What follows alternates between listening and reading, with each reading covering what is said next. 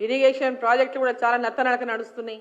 పాలమూరు జిల్లాలో పెండింగ్లో ఉన్నటువంటి పనులు కానీ ప్రాజెక్టుల కింద పెండింగ్లో ఉన్న పనులు నత్తనడక నడుస్తున్నాయి.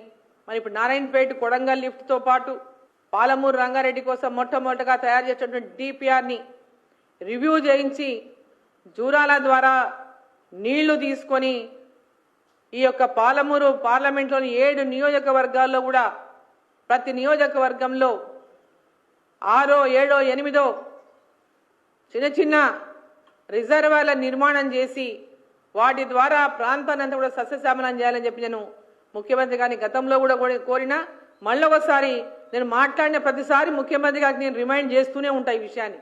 నేను మన పత్రికలో చదివిన ఒక వార్త, గుడ్డెందొడ్డి నెట్టంపాడు కింద ఉన్నటువంటి గుడ్డెందొడ్డి యొక్క రిజర్వాయర్ యొక్క కెపాసిటీ పెంచుతున్నట్టు, అక్కడ రేలంపాడు రిజర్వాయర్లో ఆనకట్టలో లోపాలని సరిచేయడానికి అనేక రకాలుగా సజెషన్స్ వచ్చినట్టు, దీనిపైన వెంబడే దృష్టి సారించాలి. ఒకటి గుడ్డెందొడ్డి రిజర్వాయర్ను, అక్కడ రిజర్వాయర్ను దీని కెపాసిటీ పెంచడం వల్ల ఉపయోగం ఏముండదు.